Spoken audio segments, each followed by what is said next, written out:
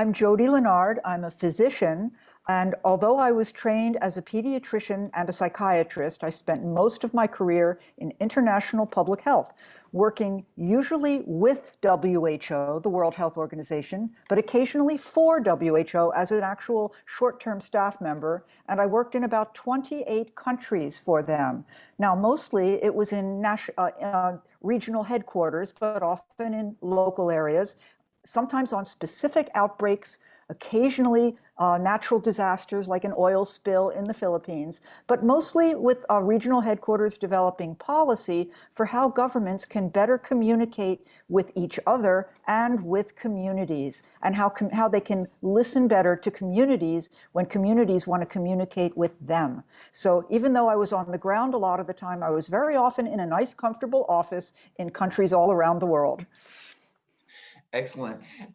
We now have a situation. Can I add one more thing that you might want to patch in or not? After my first work with WHO was advising them very closely on SARS communication during the 3 amazingly terrifying months in 2003 when SARS was spreading and then receding. And after that, WHO asked me to help draft outbreak communication guidelines, which they had never actually had before. And I did write the first draft of what became WHO's outbreak communication guidelines, which have evolved far beyond my initial suggestions to them. Excellent. So do you think that SARS experience has shaped the way communities with that lived experience are responding to SARS-CoV-2? I think for Singapore, Hong Kong, and Taiwan, there is a huge influence. I'm not so sure how much it influenced Toronto's response to COVID, but certainly Taiwan was braced for SARS.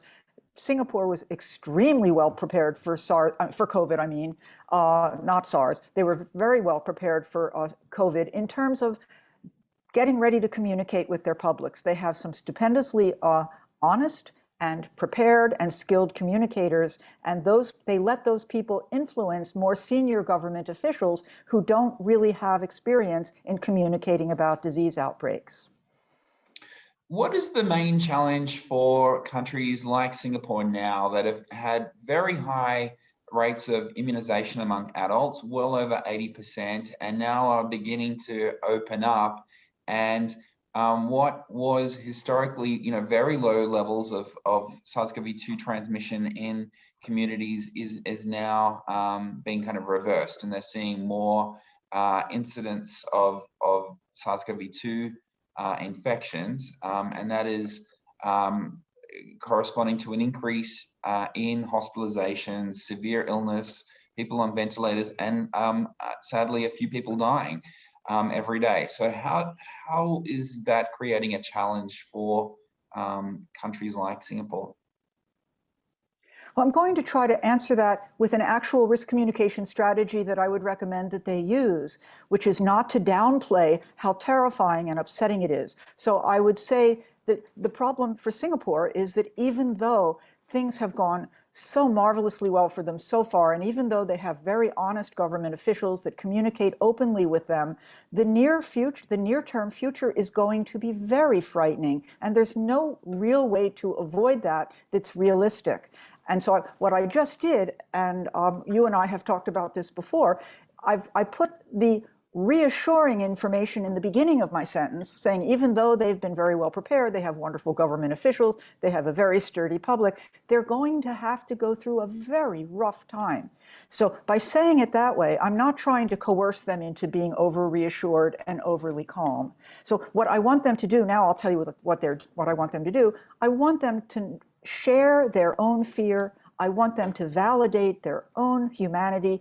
By them, I mean the government officials. I want them to talk about their own families' experience, not like ad nauseum. I want them to talk briefly about a relative they had who had COVID, or a child that they're worried might catch it and get long haul. And I want them to tell stories that humanize them and that the public can identify with. But I want them to tell stories of things that people are going to have happen to them at home. So I want them to really help the public have their oh my God moment. And they should prepare for the first child death. and prepare for the first, and I even hate saying those words to you on a recording, the first child death. Can you imagine saying to a meeting of government officials, we have to prepare how to tell the public about the first child death? I remember in Toronto during H1N1, which, as you recall, was a fairly mild influenza pandemic in 2009. Thank God it was mild. But a young hockey player died. I think he was a teenager. And that really gave the country its oh my God moment.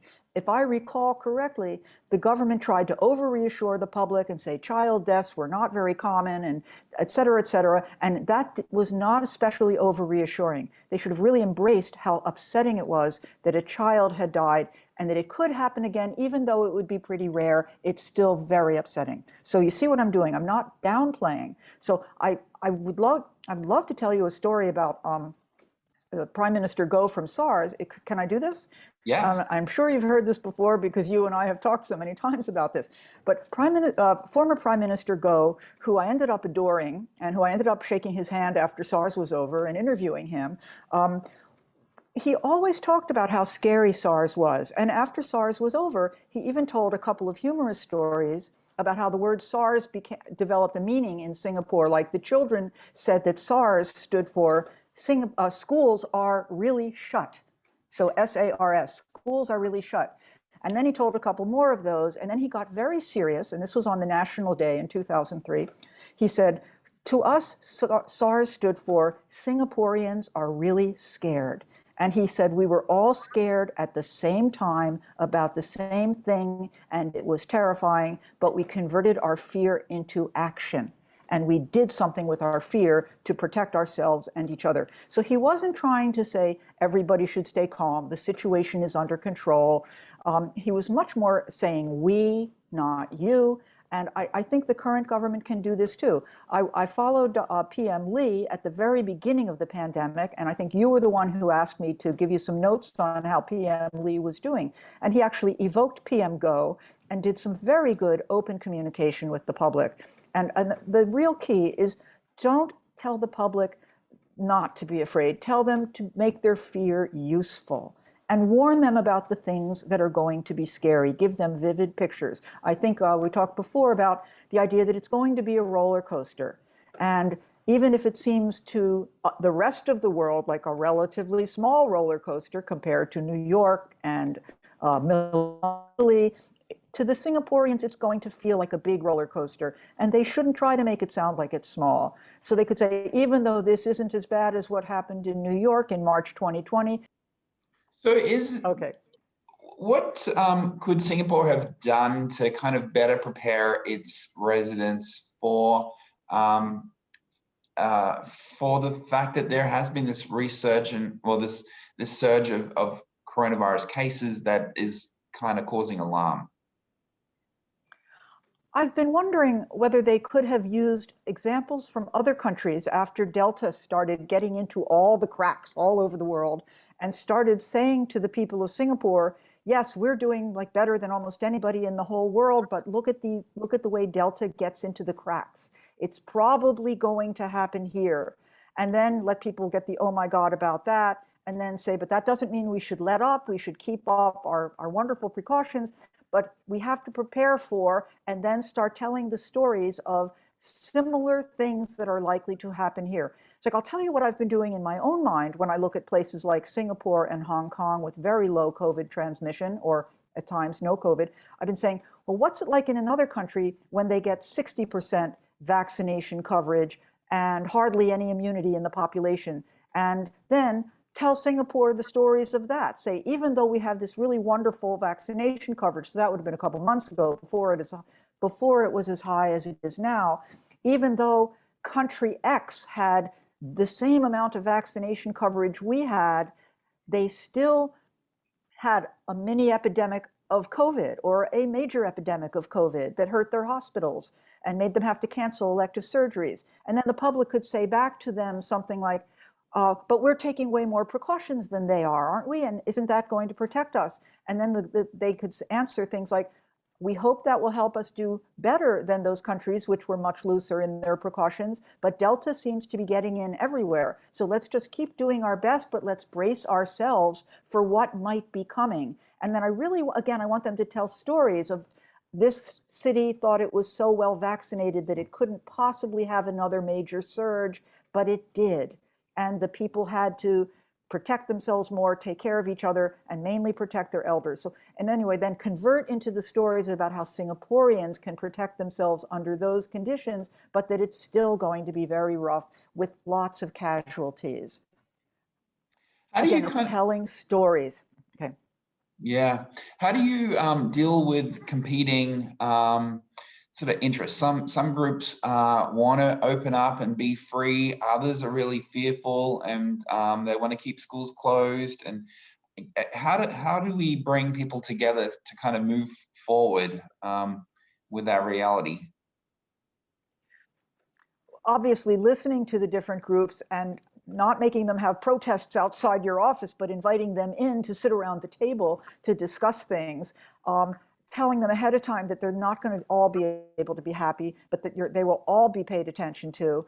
Singapore, I hate to keep bringing it back to SARS, but because Singapore did such a wonderful job then during SARS, lots of parents wanted the schools closed, and even lots of government officials wanted the schools closed. The Ministry of Education and the Ministry of Health said there's no medical reason to close the school. That's a different situation than this time, obviously. But they said there was no medical reason to close the schools. But the parents and even the government officials kept saying, but we want the schools closed. We want the schools closed. We're afraid. Our parents are afraid. The teachers are afraid. So they had a wonderful meeting. And afterwards, the ministers who disagreed with each other came out together with the prime minister and said, even though our health minister says there's no medical reason to close the schools, and that was Minister Balaji at the time, I believe, the late Minister Balaji, we've decided to close the schools to help the parents and even the government ministers who want the schools closed to cope better right now while we figure out how to more safely open the schools. So they put it both in, we're responding to your fear by closing the schools, and we're taking action to figure out how to open them again when we're ready. So it's different this time because it's going on for so long. SARS got put back in the box in less than 4 months because mainly it wasn't that transmissible. We'd like to say, oh, well, they put it back in the box because they handled it so well. But quite frankly, they're handling this even better, and they can't put it back in the box because it's so darn transmissible. Ultimately, I think they have to give the most fearful people some way out, but they have to move forward and move in opening up. The biggest question that they can't answer is when anybody says, but what about my children and long haul?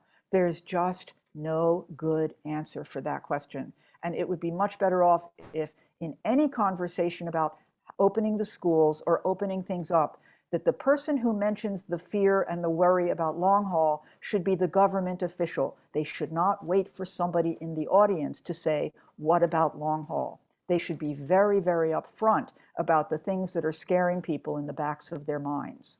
And that's something I'm seeing a lot of countries do really wrong. They talk about opening the schools. Oh, we have ventilation. Oh, the cases are mostly going to be mild. The teachers are all vaccinated, but they don't mention long haul.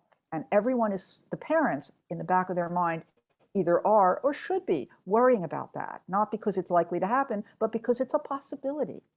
And then with Singapore, in terms of opening up, the other thing I think they should really emphasize is we have our older people so well protected. We want to continue to protect our older people. They're our treasure. We have ways to protect them more. And as we open up, we're going to keep trying to find ways to protect our most vulnerable citizens while the rest of us go back to some kind of normal.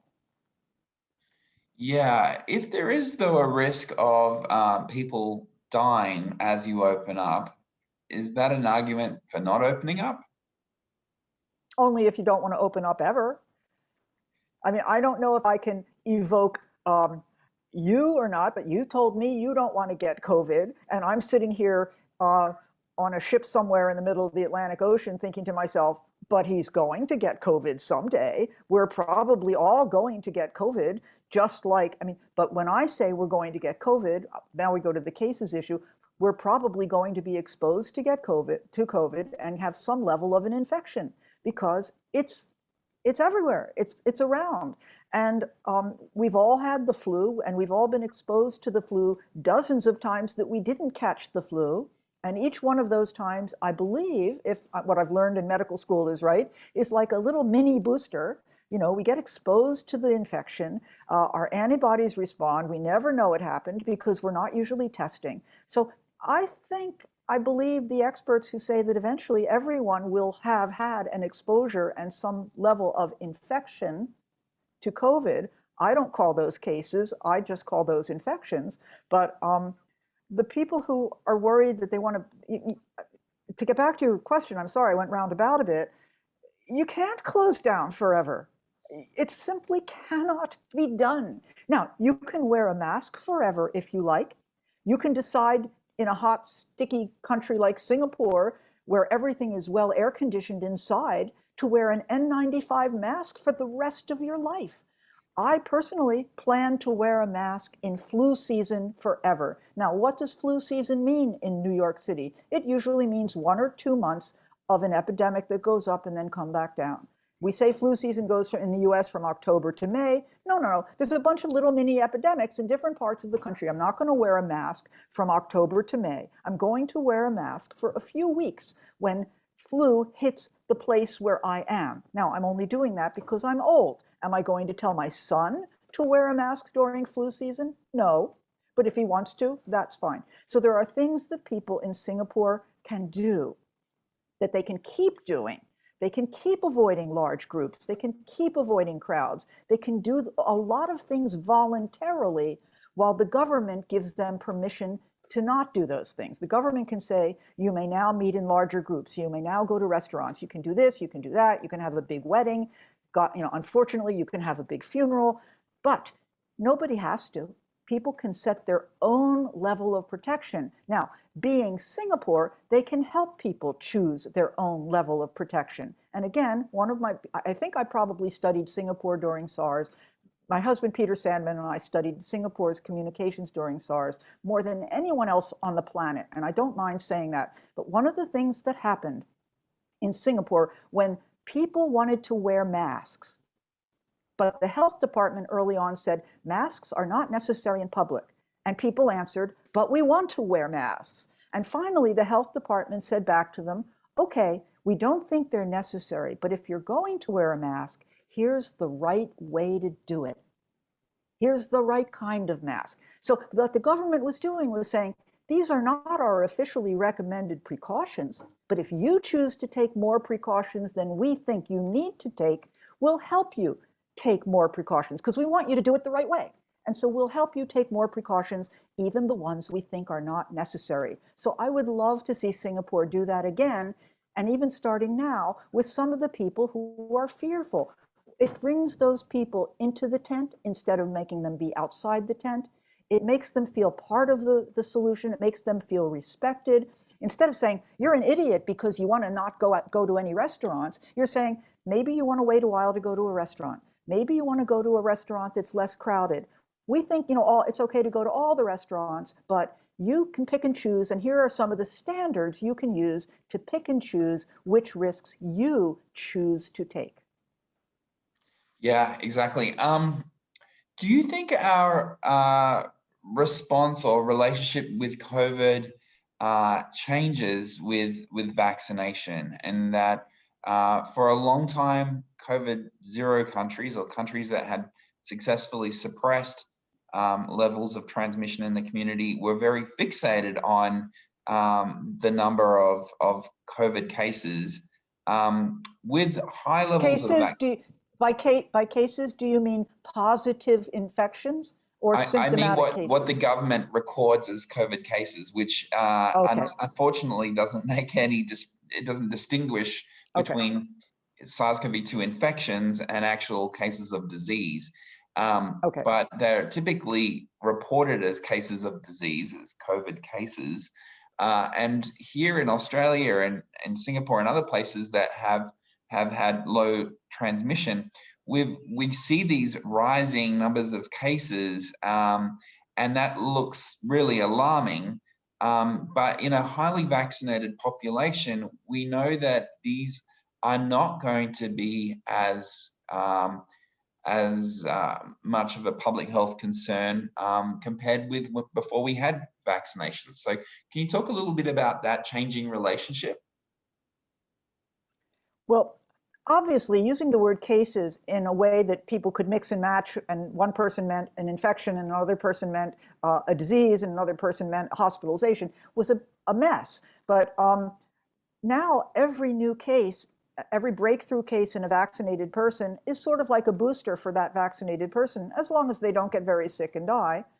Um, Cases are increasing the immunity of the population, and I don't want people to over reassure their citizens that, oh, it's great that you had a mild case of COVID because now you're probably immune, at least for a while. But it's like, explain to the public that even though it's unfortunate that we're going to have lots of positive cases and a fair number of symptomatic cases, that's contributing to our population's immunity, and that's going to help protect everyone alongside vaccination, which helps even more.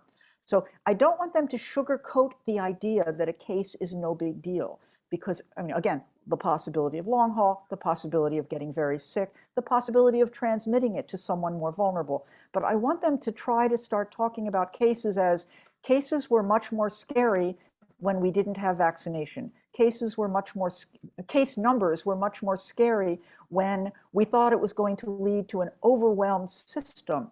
And now we actually think cases are mostly going to be mild, and they may lead to occasional overwhelmed hospitals, and then we'll share the burden with other hospitals. And I think they should leave some room for, and in case we're wrong, we may have a couple of rip-roaring epidemics before this is over. We may have a couple of big roller coaster rides instead of some small roller coaster rides. They should prepare the public for that, while at the same time normalizing the idea that an endemic disease, a disease that's kind of going to be with us off and on forever, is going to produce cases. And then use that to help goad the people who are unvaccinated to get vaccinated, the people who are vulnerable to protect themselves when cases rise in their neighborhood or their part of town, and just normalize cases and tell people what to do to try to cope with the fact that there's cases. But what I don't want them to do is say, oh, cases, that's no big deal. I really want them to say cases are scary, case numbers are scary, anything with 3 zeros after it, like 5,000 cases a day, is scary, but we're all gradually going to have to be exposed. There's kind of no way around it. Let's try to spread it out over time so it doesn't overwhelm the hospitals. But we are going to probably all have a case of COVID infection. And God willing, I don't know if they would use an expression like God willing in Singapore, almost all the cases will be mild. We'll have enough resources to take care of the serious ones, and we'll take care of each other. And I hope that doesn't sound too saccharine, because I'm trying to say the scary stuff and the reassuring stuff, the scary stuff and what people can do about it at the same time. And that's what I want the officials to do. Excellent. I think we pretty much covered it. Is there anything you wanted to mention? Okay. Can I look at my notes for a sec? Yeah. See if I... No, you let me tell all my favorite stories from Singapore, which I think are so important. I really want to emphasize letting the public have their oh my God moment, letting them have their adjustment reaction, not trying to avoid that. Letting the public have their moment of expressing that this is scary, this is upsetting, we're angry at the government because we thought this wasn't going to happen. And don't say that the public is confused or irrational or hysterical, and validate all those feelings and say, we all feel that way too. Instead of making it us versus you, these are normal feelings. Can I say my little spiel about the bag? I mean, I hope you edit this out, but while I'm asking the permission. I wished instead of, when we've talked about this before, cases meant all those different things. And if we had said, we have a bag of COVID, people would say, bag of what? So instead we say, we have a case of COVID, and everybody thinks they know what they mean. And one person thinks it means a positive test, one person thinks it means a bunch of people in the hospital. So people have different meanings that they impute to the word case. But if we had called it like a bag of COVID, they would say a bag of what? A bag of hospitalizations. And I know the bag is the wrong word, and I'm just using it as kind of a joke. But the word case was a very bad word in terms of the person talking might mean one thing and the person listening might mean another thing. And the person talking might mean it one way the first time they're saying it and a completely different way the second time they're saying it. And I even mean experts. That's about it.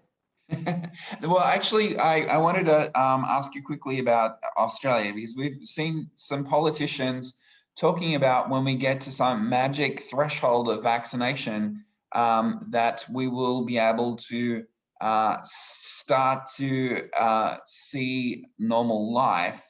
And I feel as though there's been a fairly false sense of optimism inbuilt into thinking that things will miraculously change when we hit a threshold of like 80%.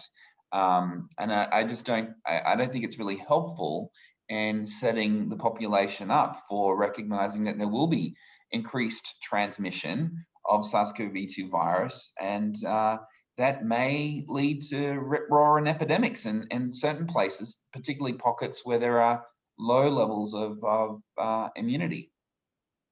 Well, everything that you just said, I believe, will come true. There will be pockets of rip-roaring epidemics. There will be some rip-roaring epidemics in places where you don't expect it because there's such good vaccination. And I would just say it's happened everywhere else in the world that when they said when we reach X percent of whatever, X percent vaccinated, or and this was even after Delta, people were saying it. People said it before Delta. Oh, when we reach 70%, we can open up and go back to normal life. And we're going to have a big celebration in New York on July 4th. And we had a modest epidemic after that in New York. We didn't have one of these rip-roaring ones, but we had a modest one that stayed high for quite a while. You have to look at the rest of the world. When you open up, things don't always get worse right away. And then a series of super spreader events or some occult family spreader events happen. And the next thing you know, with exponential growth and with Delta, which gets into every little crack, you have a rip-roaring epidemic. The thing is, the more you tell people that you're going to open up and have normal life, the more a small epidemic is going to feel like a rip-roaring epidemic, because there's going to be this feeling of betrayal. And you promised us. So therefore, either you were lying or you're incompetent and you don't know what you're doing. And then the experts all say the following: we're not surprised that this has happened. And they say it kind of sanctimoniously. So I want to ask them all now, you're saying we can get back to normal life. Will you, and I'm speaking now as a reporter, will you, Mr. Expert, Mr. Government Official, be surprised if in a few months things go well for a while and then all of a sudden exponential growth takes off in this town? Ask them that now. Get them to say, oh, well, we won't really be surprised because, and try to get it out in the open. Because this business of normal life, it's just much messier than they're making it sound. And I think there's been a lot of over-optimistic language in Australia. I watched it happen in New York. The mayor declared that July 4th was going to be a magnificent national holiday. Nothing terrible happened right away after that, but the virus creeps into every little crack. So yes, I think this business of normal life is very problematic language. People have to be prepared for all kinds of things going wrong intermittently and then getting okay again. Awesome. Thank you so much, Jody. Okay. All right. I hope you find at least one thing you can use, but if not, I've found many things. It'll be awesome. Thank you so much. All right.